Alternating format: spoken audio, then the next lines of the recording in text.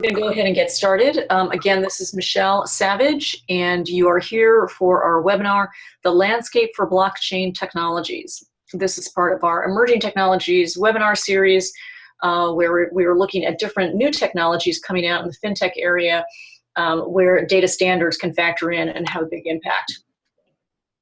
Our speaker today is Campbell Pride, who is President and CEO of XBRL US. Campbell has been with XBRL US for many years, and prior to joining the organization, first as its Chief of Development and Chief of Standards Development, and now as CEO. Prior to that, he was with Morgan Stanley for many years, and before that was with KPMG as a partner there.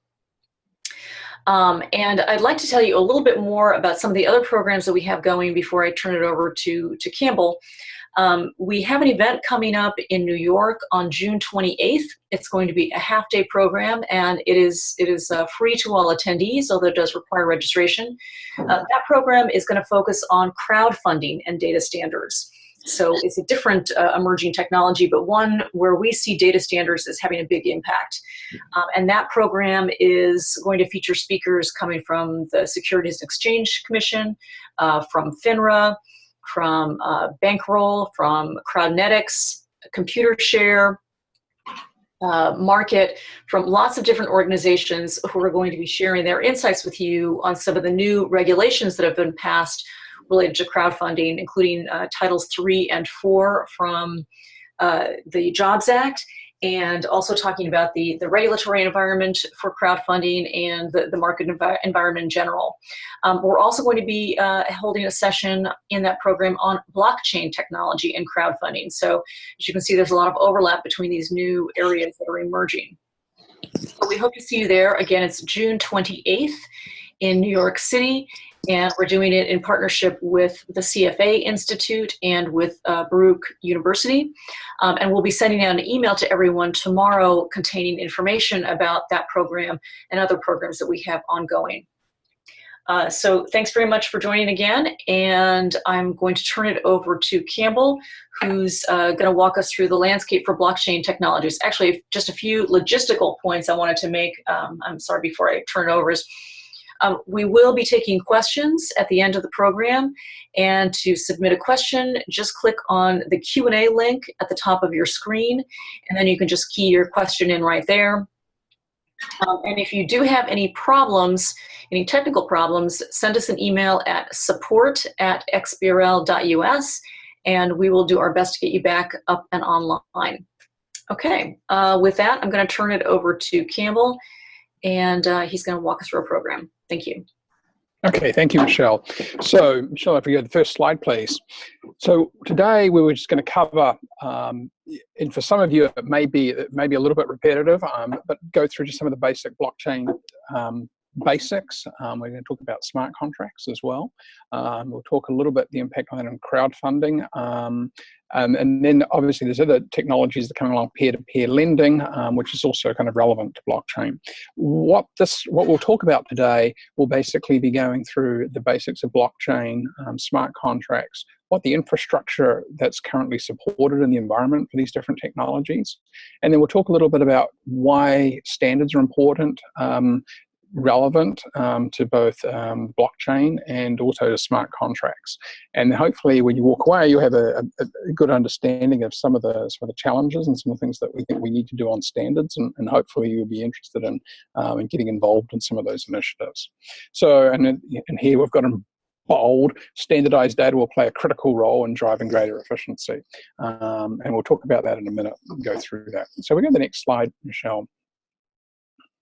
So this is just an infrastructure slide we put together. It doesn't include everything in the blockchain space, but basically it's just trying to get down on paper some of the key initiatives that are going on, and how they all fit together. Because if you start looking at this and you approach it, it's basically there's just a sea of acronyms and different companies starting. There's a lot of activity going on in this space. So we put this together just as a way to help explain what's happening to people who are interested in it, to ourselves, and to people who are interested in doing something. So At the bottom, it's just basically broken up.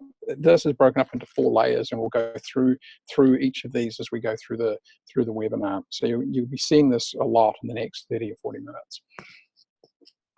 So we'll go to the next slide, please. So we're going to talk about smart contracts and blockchain technology today, which is also called distributed ledger. We'll talk about that in a minute. But one of the other things that does come up is cryptocurrencies. And just to be clear, we're not really talking about cryptocurrencies here. Cryptocurrency is you can think of it as like a form of product that is facilitated by a blockchain or a distributed ledger, and this is typically what gets a lot of the news coverage around these things. And so you'll hear things like Bitcoin. You'll hear something called Ethereum or Ether, which is the second most popular cryptocurrency at the moment. Then there's a whole bunch of them, and we just put a list down of here what they are and what their volume is today, just to give you an idea of what's out there. The two at the top, Bitcoin and Ethereum, we'll be talking about the two underlying technologies which support Bitcoin and Ethereum today, because they're two of the major technologies that potentially are being used and developed on. So we'll get the next slide, please. So we talk about blockchain, and another word for that is a distributed ledger, and it's probably a more definitive term to use because it explains it better. And so what a distributed ledger is essentially an asset database that can be shared across a network of multiple sites or institutions. So basically, all participants within a network can have their own identical copy of that distributed ledger. So everyone has a copy of it, and any changes to the ledger are reflected in all copies across all those different computers or different sites in a matter of minutes or even seconds. And then the assets that are recorded on that ledger can be financial, legal, physical, or electronic. Typically, the security and accuracy of the assets that are maintained on that ledger are maintained cryptographically through keys and signatures, so to control who can do what with them within that shared ledger. So entries can typically be updated by one, some, or all of the participants in the network, according to a given set of rules agreed by that network. So what we have today is a bunch of different networks which we'll talk about, which are using distributed ledgers, and they may have different ways of basically controlling access to that ledger, and that's why we start having different types of ledgers which serve different purposes for different marketplaces.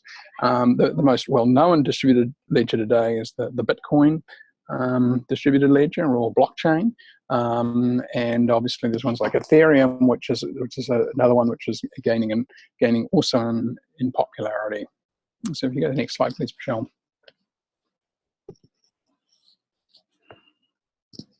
So the key benefits or the key properties of these ledgers is that they're decentralized, so there's redundant copies of them. So a lot of you may work for corporations and you have a general ledger. Think of a blockchain. It's just like your general ledger is distributed amongst all your competitors, but it's not only got your data in it, but it's got all your competitors' data in it as well. So what you can see is you can see anyone's position at any point in time. So that can be extremely helpful. If you think someone owes you a balance of money, and you've got that in your ledger, it's if you have a shared ledger, you can see what they think they owe you and what you think you owe them. So then you can come to consensus on, what are the amounts that we owe each other. It has many advantages. So everyone's on the same playing field and accepting, what are the balances that every party has, and everyone who's a party to that shared ledger agrees on what all the balances are, or all the amounts, or all the assets that are recorded in that ledger. So it's like a single statement of the truth. The other thing about it is it has strong authentication. So his database updates require cryptographic access control, so that not anyone can just come and make updates to that ledger. Someone who makes an update to the ledger has to be approved to be making updates to it. And there's different types of ledgers we'll talk about in a minute, which are public, so they can be updated by anyone, versus private, which the amount of people who can update it are also limited. The third characteristic is it's tamper resistant. So people can't come and tamper with it. People who are not authorized can't change it. Everyone has to basically come to consensus on changes that are being made in that database. And that is key. Obviously, if you're sharing anything, you don't want anyone just to update a balance, and then obviously people can steal assets from other parties. So these are the things, like, in all of these distributed ledgers have these characteristics to be an effective blockchain. So these properties make the database very resistant to a minority of participants who, if they're trying to actively forge or corrupt the data. And so what it all boils down to is that data in the blockchain, everyone who's on that network trusts it. So this is where you hear in all of these discussions people talking about you can do transactions with untrusted parties. And effectively what you're doing is everyone is bought in and accepts all those balances that are on that ledger and agrees to it. So I can go and look at your account balance. I can get a much higher level of trust. I know that you're not hiding anything from me because I can go to this distributed ledger and look at it. So you can go to the next slide, please. So here's an example of just a record in a Bitcoin ledger. Every single you see these addresses. These are a cryptographic key. This is the public key of the participant here, and you can see this is the balance of this account, $101,000. You can go and see it. You can go and look at it on the Bitcoin for Bitcoin on the blockchain. For Bitcoin, you can go and look at every single transaction that has ever been recorded on the Bitcoin network. So a lot of people talk about Bitcoin being, maybe a bit derogatory about it, but in terms of transparency, it's got full transparency right through the ledger. You can see every single transaction that's ever occurred on the Bitcoin network, and you can track it back to the original transaction that was first put through it. So there's a really high level of transparency. It's very hard. It's impossible for people to go back and change that transaction history. Obviously, you can't see who the people are because it's a cryptographic key, but it does give you a full transaction history. So if we go to the next slide. So there's different types. We have different types of ledgers. I think you just skipped a slide there, Michelle. Can you just go back, please? So let's just talk about the first thing is these public ledgers and private ledgers. So basically So a public ledger, it's decentralized and anyone can read it. They can send transactions and decide what is added to the blockchain. So public ledger is basically a distributed ledger, which is like a Bitcoin. It's basically available to everyone. Anyone can see it, anyone can post to it. If they've got appropriate authentication, they can do transactions with each other. And it's typically going to be, it's obviously as cryptographic verification. That basically works on this concept called proof of work. And I'm not going to get into the details of it, but you may basically what that allows is basically to basically write transactions into that ledger. The basis of how you get consensus and get agreement that people can actually write a transaction to that ledger is by solving an equation. And basically it just boils down to creating a cost associated with writing to the ledger, and that cost being distributed across that whole blockchain allows basically it becomes very, very difficult for someone to put a false transaction into the ledger. There's a lot of cryptography behind it. We don't really have time to go through the details of it on this call, but if you want to look at more, there's a lot of papers that have been written on this. So this is basically follows what Bitcoin, Ethereum, and Hyperledger they basically are public ledgers. So private ledger is centralized under one organization or consortium, which can basically limit who can conduct transactions and make decisions. Like bank chain is another ledger, which is an example of this. So basically the costs of getting consensus are much, much lower on a private ledger. So you may have heard in Bitcoin, if you want to verify a transaction, it can take up to 10 minutes. On Ethereum, it can take 17 seconds. But on like a private ledger like bank chain, it can be almost instant. And basically that difference is really, it comes down to the cost of trust. But if you've already got a party that you trust already to make the updates to the ledger, you can avoid that cost. So we go to the next slide, please. So you have another term you may hear is non-permissioned and permissioned. So basically, in a non-permissioned ledger, there's no central authority like Bitcoin and Ethereum. The network is basically self-authorizing by by basically getting a majority of the network participants to agree on something. Whereas a permissioned ledger is you have basically participants in that ledger who have permission to do certain things. Examples of that, there's some of the ledgers out there called Ripple. It's another one in addition to bank chain, which works in a similar way. So we go to the next slide, and this probably kind of helps to summarize how a lot of this works. So if you think of these ledger categories, if you got how many copies of the ledger, if there's one that's a traditional ledger, that may be like your typical general ledger that you may have in a bank or a typical organization. If there's many copies of the ledger, then the next question is who can see the ledger. If it's only a small owner or group, that's like a permissioned ledger, and it's a private ledger, and that might be like Swift might be recording all the transactions, or bank chain is kind of along those lines. If anyone can see the ledger, if it's open, available to anyone, then the next question around is who maintains the integrity of the ledger. So it could be owners and validated users. So that's a kind of a permissioned ledger, but it's a public shared ledger. So there's something like Ripple.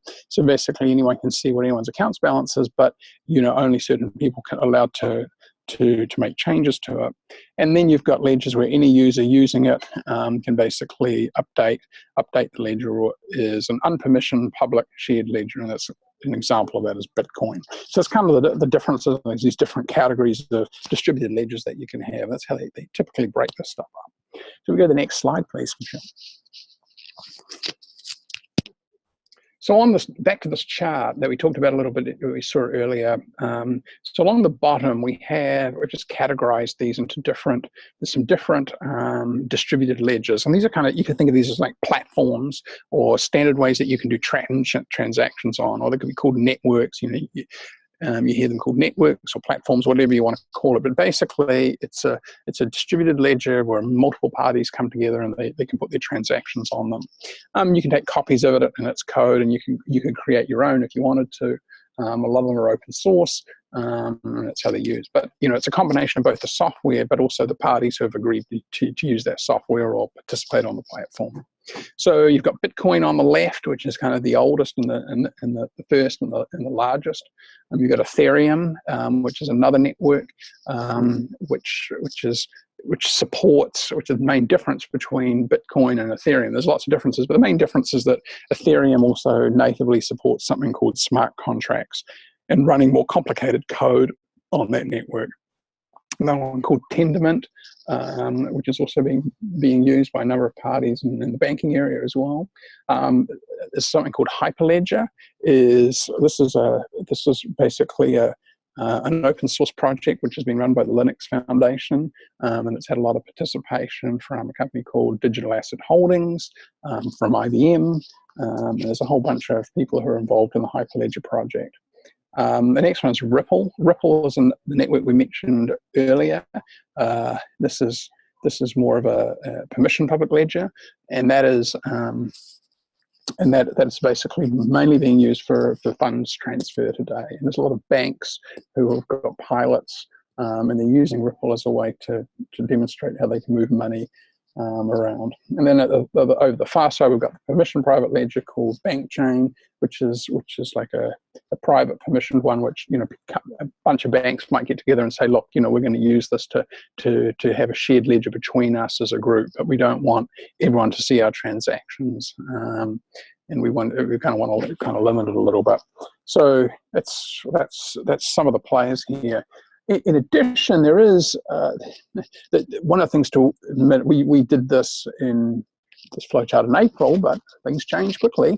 There is, just so you're aware, at the top of this, there's something called R3CEV, and this is a large consortium of many banks are participating in this.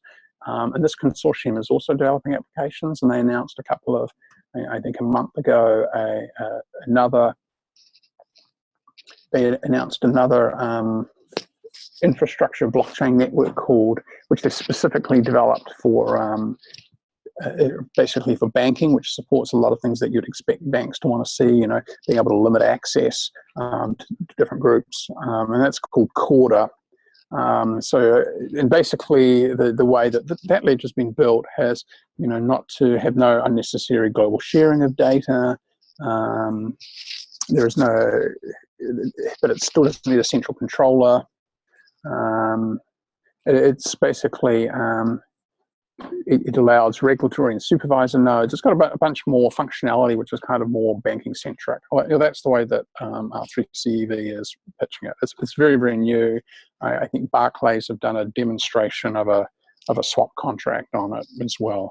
So that's supporting smart contracts as well. That's not on our list, but I just want to make sure if you use this list, remember that's another option that's available. And we have a slide a little bit later, which just kind of updates this just a little for some of these other infrastructure components. Okay, so Michelle, if you want to go to the next slide, please.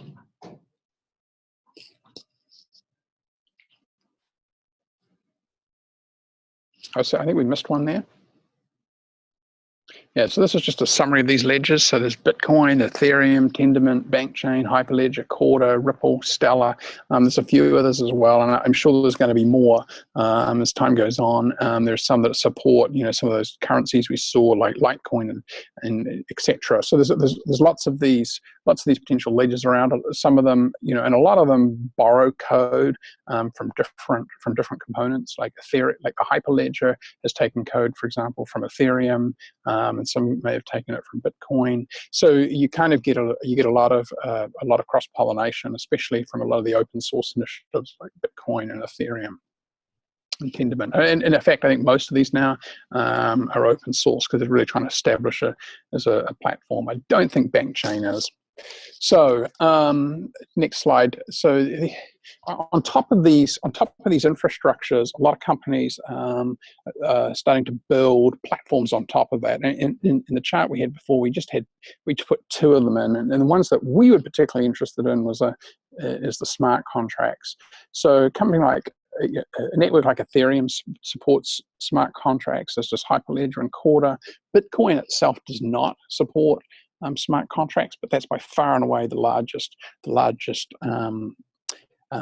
blockchain network or distributed ledger network. So a couple of companies have come about to basically build a smart contract infrastructure on top of Bitcoin. So if you go to the next slide, Michelle, you can see there are two here, which is, I just put on Counterparty and Rootstock. Counterparty, I think, made an announcement yesterday, actually, of their smart contract infrastructure to work on Bitcoin. So they're looking to see, can you build this on top of it? Now, Counterparty and Ethereum use a similar programming language. It's called Symbiont for writing smart contracts. There are multiple languages that you can write them in. We'll talk about that in a minute. And then there's Rootstock as well, which is also building that on top of the Bitcoin network. So those infrastructure add-ons are coming, and there's a lot of work going on. We tried to summarize it in a chart. There's a lot more. If you work for a company, you've got one, let us know, and we can add some of this stuff in. And then on top, let's go to the next slide, Michelle. And on top of that again, we have a number of blockchain tool providers, which can basically provide a lot more support to those blockchain networks. So this may mean, I've got some examples here like Chain and Symbiont and Blockstream. And it basically, one of the things is basically adding coding components to those underlying blockchains. So if you want to build a product that you record on the blockchain, a lot of these companies will have a tool or a product which facilitates that. If you look at Ethereum, for example, it has a lot of built-in tools that, which come with it, like wallets and APIs which allow you to write into it. But blockchain, Bitcoin, since it was developed, a while ago now, a lot of these companies are providing additional add-ons to Bitcoin to allow you to do things that you could do in other networks like Ethereum. So there's a vast market for this. There's a lot of startups in this space. There's a lot of turnover. So I wouldn't take the list that we've got here and say, hey, this is the best companies to look at or to use. But it's just trying to give you an idea of what the different layers and support that they're providing. So if you go to the next slide, Michelle. So on these, you've got Chain, which they're providing tool for Bitcoin APIs and tools. Symbiont is offering smart contract tools and APIs. Blockstream, that's offering something called SideStream, where you can take transactions and settle them off the Bitcoin network. Monetago, they have Bitcoin APIs and tools as well. Consensus, they're a company in Brooklyn. They basically build tools for both Bitcoin but also for the Ethereum network, and also for private permission ledgers. Block Apps is basically an API and a number of tools that make it easy to build applications. They call them distributed applications on top of the Ethereum network.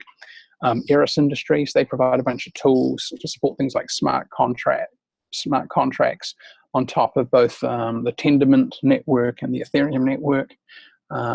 Digital Asset Holdings, they're heavily involved in the banking industry and building applications on top of these infrastructures, and they've been a big supporter of Hyperledger, and they've donated a lot of code to that initiative as well. And ItBit is another technology company. They both do.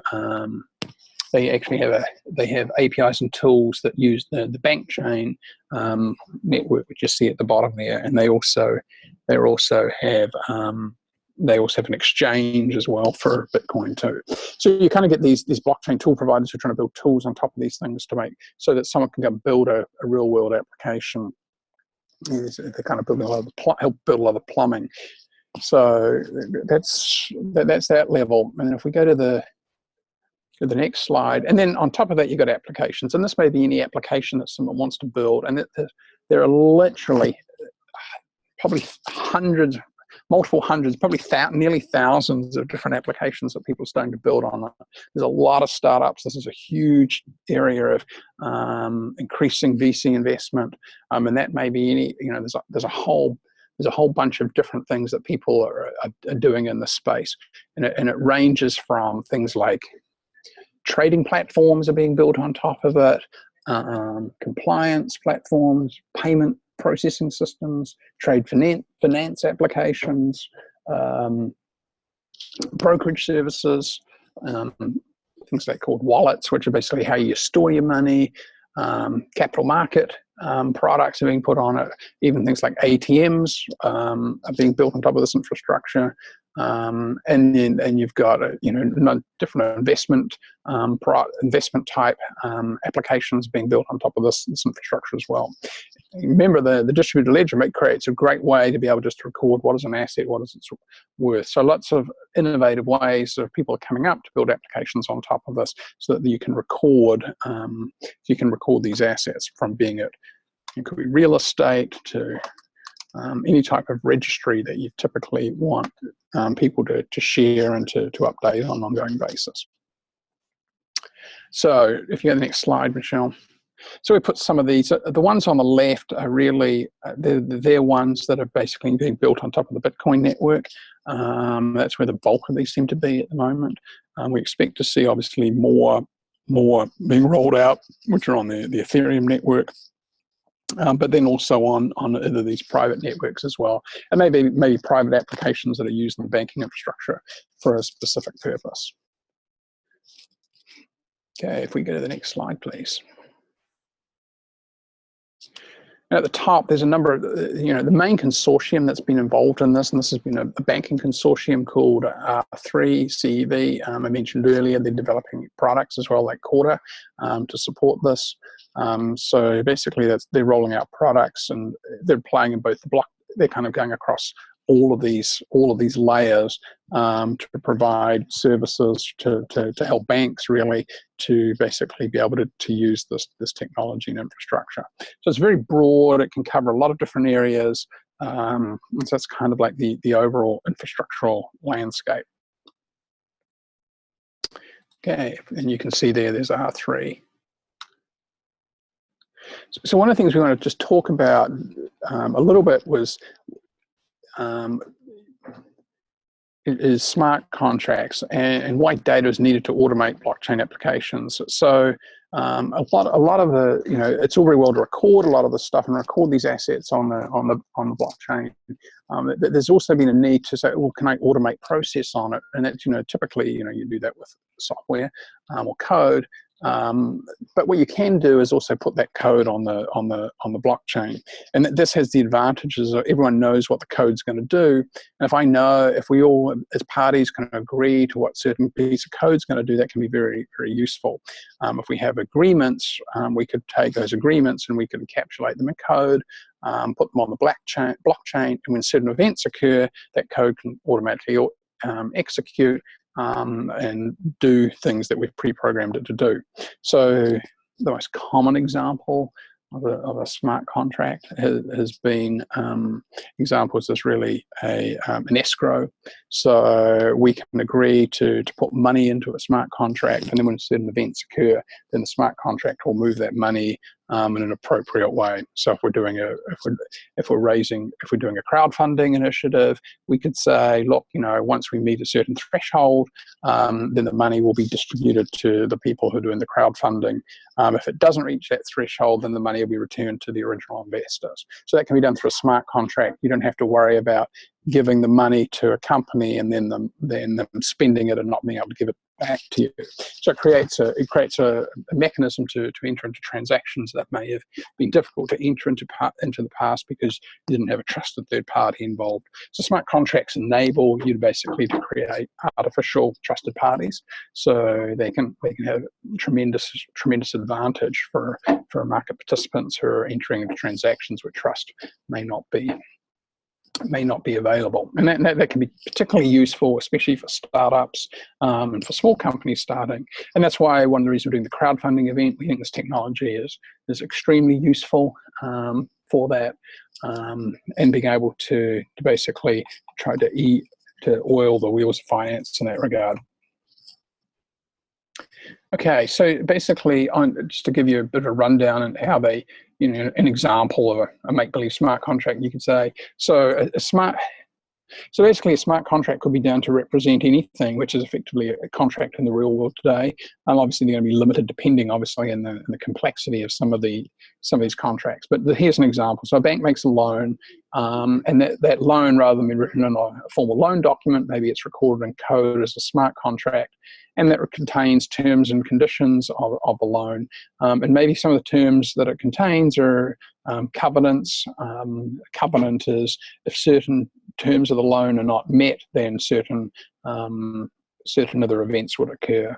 So maybe that smart contract relies on some kind of leverage ratio. If the debt to equity goes beyond a certain amount, then smart contract is instructed to say, okay, the interest rate on the loan will increase, and then based on preset dates, the smart contract may automatically move the interest rates between those parties. Now, in any contract, you always see at the very start of it, there's a definition of terms and what the terms mean. It's very, very important that when people enter into any contract, they agree on all the definitions of the terms.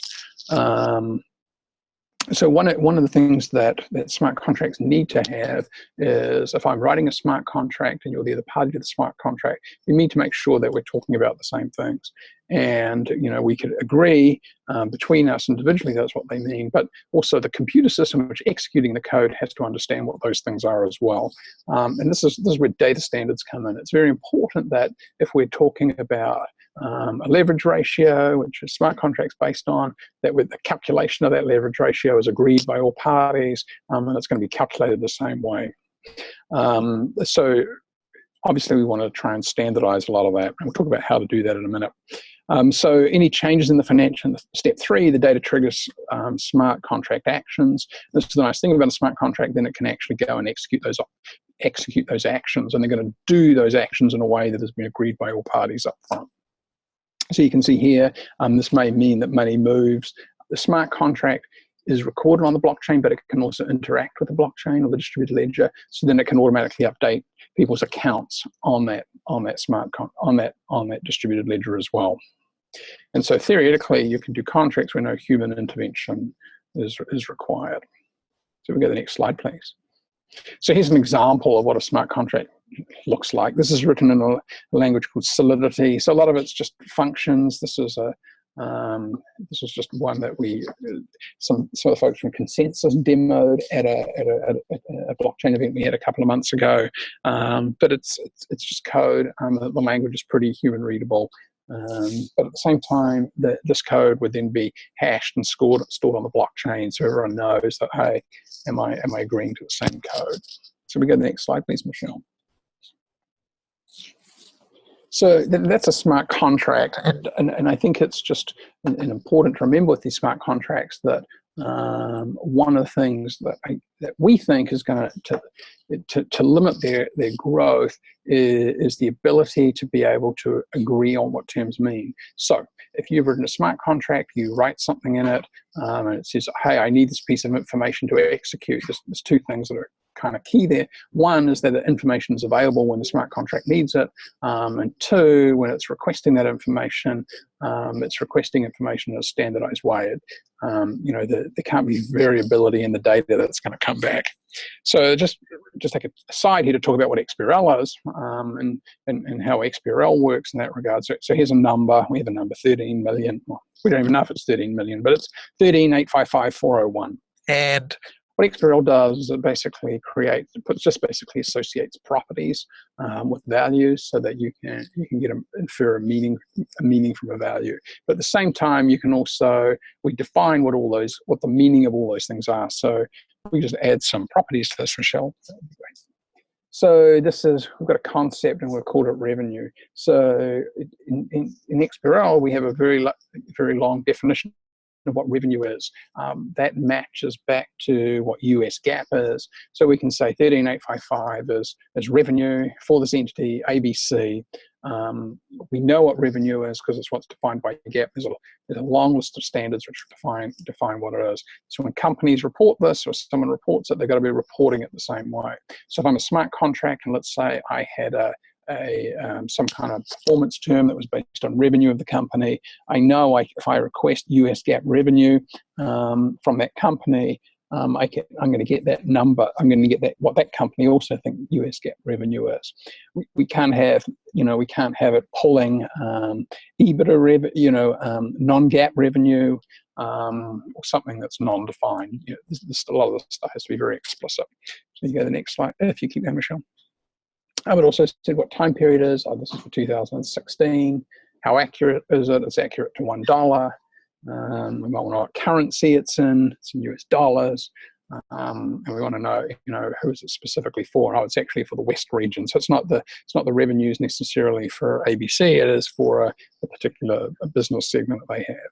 But XBRL has a whole mechanism around by how you can explicitly define what something is. And all these things in orange are defined in metadata, which is called a taxonomy, which defines what that data defines. What are the cubby holes in which you can put the data, and if I find something in that cubby hole, I'm going to know exactly what it means. So we can go to the next slide, please. So basically, it's just establishing some unambiguous parameters for the reported values. So and that can be used obviously to drive automation and efficiency on the blockchain. So today, if you think about the blockchain network, particularly something like Bitcoin, a lot of these account balances or amounts you see on there, they're all cash balances effectively. It's, there's no facility, or people aren't generally not putting their assets on there in its native form. Obviously, a lot of startups will, and I think you'll get more of that. What is it might be land, it might be whatever it may be, but even those things, you really need standards around it so that you really understand what you're talking about when you've got these balances sitting on these blockchain networks. Next slide, please, Michelle. So one of this slide here is a demonstration project that we're currently about to kick off, which is just around data for smart contracts. And just talk about this briefly. One of the things that we think is really, really important for smart contracts is a smart contract has got to be able to talk to the outside world because it's got to be aware of events that are happening in the outside world. So you may have a smart contract that says, two parties may go into a smart contract, which is effectively a bet that says, I think the Yankees are going to win next Saturday, and the other party says, no, I think they're going to lose. So you could set up a smart contract. You could put your money into that smart contract, have the bet, and then you're going to get the sports result comes back. The smart contract's got to be able to access that result of that game, and it needs that information to be able to execute the contract or execute the code. That could be the same. It could be a market price. It could be loan covenant information. It could be any data, right? So today, typically, if you're writing a smart contract, you may have to write code to specifically go out and get that data. You may have to write an agreement with a data provider to get that information. So what this is doing is setting up more of a data oracle idea, which says a smart contract can go to that data oracle and say, look, I need these pieces of information. That data oracle then can go to approved data providers and pull that data back. One of the things that's key for this, you see below, is defining a data taxonomy. When a smart contract asks for information, it needs to know what is the information I'm asking for. So what we're doing here is setting up a data taxonomy in terms of, from the XBRL world, we've defined literally thousands of terms related to financial statement information or financial information. The smart contract could say, look, this is the term, this is the data I want. It's available to someone writing a smart contract. They should be able to put any of that data in that data taxonomy in the smart contract. The data oracle will know what that data is. It can go back to data providers and it can say, hey, data provider, they've asked for this information in the data taxonomy. Do we have it? Yes, we have it. And then they can provide that information to the smart contract. Then obviously there might be some fee associated with that for the data provider to provide the information to the smart contract. But if it creates an infrastructure where the smart contract doesn't necessarily have to go and negotiate an arrangement with the data providers in advance, it means that there's going to be continuity of information over a long period. The smart contract doesn't have to worry about a vendor necessarily going out of existence. So the idea behind this is to create an infrastructure to make it work. And I think this is one of the key things that need to be in place to allow smart contracts to work. So if you're interested in getting involved with this, let us know as well. Okay, if we can go to the next slide. So just to give you an idea of the investment, I don't have the 2016 numbers yet for the first half of the year yet, but you can see there's a significant amount of money being invested in this Bitcoin and blockchain investment activity. So it's definitely a growth area. There are a lot of companies who have started. There are also a lot of companies who have failed already. So it's at a very early stage. There's a lot of stuff going on at the moment, but a lot of people are starting to investigate it and do demos on it and see what the advantages are for them as companies. So we go to the next slide, please, Michelle.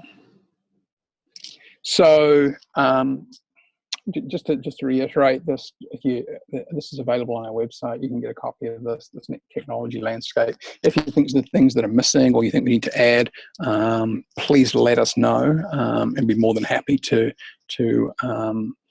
basically add those in as well. If you have any questions on it, then please let us know. So I think we'll hand it over to. I think we're done. I think if there's any questions, we can go through those. Campbell, thanks very much. Just want to remind everybody that if you do have questions, please click on the Q&A link at the top of your screen. Just key in your question right there, and then we'll jump on those questions. The first question that we received, Campbell, pertains to the slide that you showed about the data oracle idea, and the question is: does the data oracle exist today, and what data providers are part of this data oracle? Yeah, so this is something that we're starting to build right now. So today, typically what's happening is smart contract. Someone writes a smart contract. They'd go to a data provider directly and then basically say, look, I need this information. Can we set up a relationship to get it? And that could work for something like if you're a large bank and you've got, let's say you started to write it's a total return swap, for example, right? So total return, Consensus have a good example of a total return swap. You can go to their website and you can look at it, and that's getting constant data feeds. So, and that, they have a relationship with Bloomberg, and they said, look, let's just get this data from Bloomberg, right? So that kind of exists in that format, but it's very one-to-one relationship. If you have a smart contract where you want one piece of data a year and you don't expect to pay more than 10 cents for it, there's no real infrastructure to support that today. So the idea behind this is to provide an infrastructure that anyone who's running a smart contract could tap into. Thanks, Campbell. Another question, we've received a bunch of questions actually, is what do you see as the role for lawyers in the development of smart contracts? Yeah, so it's just a smart contract. I think of it as just like a traditional contract that has just been put into code. Today, typically what would happen, this happens anyway today, right? So a contract will be agreed, and then a computer system somewhere, someone will go and take that and they'll put it in code. A good example is securitization of mortgage-backed securities. You have very large contracts for those which dictate how cash flows will flow. It's like a 600-page document. And then you've got companies who take those documents and they put them in code, and then they're put into banking systems, and they run that code to work out how all the money gets distributed to different parties. So the lawyers are involved to review those contracts. If there's certain terms, they need to define them. I imagine they'd define them in a traditional way, and then they'd put them and they'd be taken and put into a smart contract. I personally think that if you're a law firm and you start doing this, then it might be better to have lawyers who also can actually write up the smart contracts directly in a programming language, because then you're obviously going to be able to have less cycles to generate a lot of this stuff, and you're also probably going to get more accurate code that truly reflects what the intention of the original contract was. Great. Next question, Campbell, is are smart contracts designed to only work on the blockchain?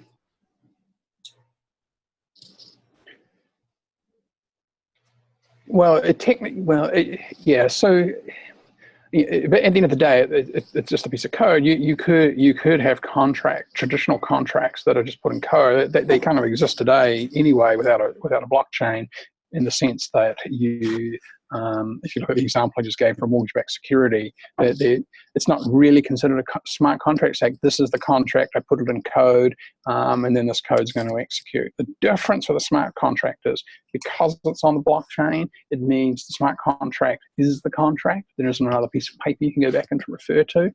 So it has a bunch of nuances that a traditional contract wouldn't have, right? So there is what happens when an event happens that wasn't expected by the smart contract. That kind of stuff needs to be incorporated into the smart contract. And as I said earlier, it's very early, and that's why a lot of banks and folks are looking at this. It's very much prototypes and development stage, and the data oracle that we're developing is a prototype. And one of the key objectives is to work out what are all the kinks, what are all the flaws, and what are all the bad things that can happen. Great, thanks. The next question, Campbell, is how can ISO 20022, which is for corporate actions processing, be used with the blockchain ledger? Okay, so with, obviously, I think this really fits into the data oracle thing. We put this data taxonomy. I think, one of the standards that needs to be in there is the ISO standards as well. A lot of information like corporate actions, for example, is information which may not be effectively being generated on the blockchain. Typically information that's generated on the blockchain is maybe the transfer from one party to another. How do you know that if it's not a smart contract generating that transfer, let's say there's a company and it announces a dividend, that announcement needs to necessarily get into the blockchain. So that's one of the ideas behind the data oracle, is really to provide an interface to get real world data into the blockchain in a sensible and standardized way. Great. We have a couple more questions, but we're running out of time. So let me just ask probably one more question. For securities, there are a lot of different shares and ADRs. Does this mean that you need to have different ledgers for each share or an ADR? You know, so each share or ADR would be represented basically. The idea, different people propose different ways of doing this, but for example, Overstock.com, basically they put their shares into a block, I think a debt instrument, into a blockchain, and they put it onto the Bitcoin network. So you don't need a different distributed ledger for each share, but each Bitcoin could be represented as a separate smart contract, and then holders of that security would just basically have accounts on the distributed ledger, and you know what their holdings are would be stored on the distributed ledger. So you basically just think of it as a way that you have a ledger today if you're a stock transfer agent. So what a stock transfer agent does is basically records all the positions of the parties who are the holders of the securities, or a depository like DTCC, right? It's holding all of the parties' balances. In that theory, all of DTCC could be available on one distributed ledger. They could put it all on a distributed ledger and make it available. Anyone can go and look and see what everyone's balances is at a certain point in time. Obviously, it's going to be the consolidated balances, but you can see that all, and you can go and see that, and you can see it all in one place. So the answer is no. Each individual security and the holders of those securities would all be put onto one network. But let's say I held shares in an ADR, I would have an account on that blockchain, and my security holding would be recorded on that blockchain. It couldn't be updated, and if it was updated, that would have to be agreed on by the network. I would obviously be well aware of it, and then any transfers that had come in and out of my holding would be permanently recorded on that blockchain. Great, thank you, Campbell. We've actually run out of time, but I want to thank you, very much for joining us today. And there were some additional questions that we didn't get a chance to answer, and we'll cover those by sending out emails to those individuals directly. But again, as I mentioned earlier on in the discussion today, we do have an event June 28th on crowdfunding and data standards, and we're also going to be touching on blockchain in that program as well. So tomorrow you'll receive an email from us, including a link to the replay for this program, and also information about the crowdfunding event coming up in June. We hope to all see you there in New York, and thanks again for joining us, and we'll have more sessions on these topics on webinars as well going forward. Thanks very much.